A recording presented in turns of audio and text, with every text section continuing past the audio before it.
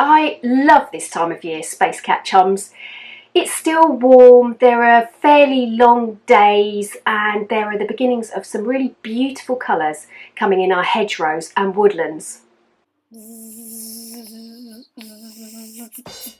Today's video is all about drawing leaves and using them as decoration through till early November before we have to start thinking about Christmas decorations. I'm going to use water-soluble pencils, but not necessarily with any solvent or water. So if you've got colouring pencils that aren't the water-soluble type, then that's fine, you can go ahead and use those ones. I'll be looking at how to draw them more realistically this time, so buckle up! If you haven't been present for my ramblings before, I make videos on drawing, planning and publishing. So if this is the kind of thing that makes your heart flutter, then make sure you subscribe and ding the bell next to it. I really hope you like this. Let's do it!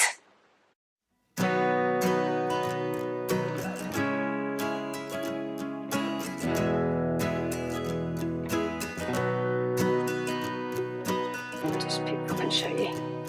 This little area just here is slightly paler, so I might just miss that out and do that stalk and then the rest of the outline all the way around, because you can see parts of it, like here, that edge is actually quite dark.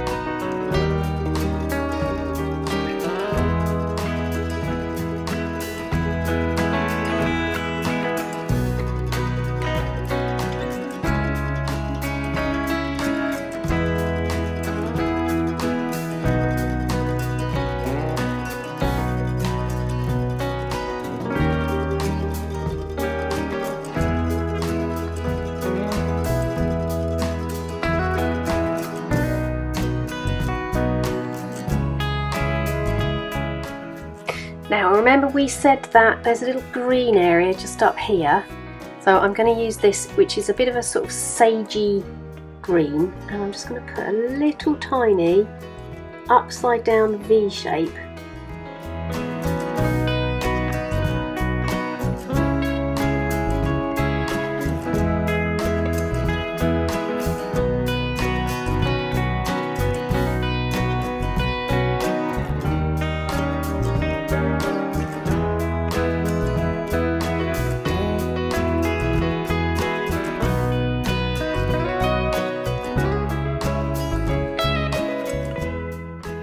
I also made a horse chestnut leaf and an oak leaf, a couple of pom-poms, and I strung them on a piece of brown twine to hang on my fireplace. But you could make them into fridge magnets, or hang them in your windows, or even frame them. If you'd like further artist tutorials, I have a variety of short courses that will help you.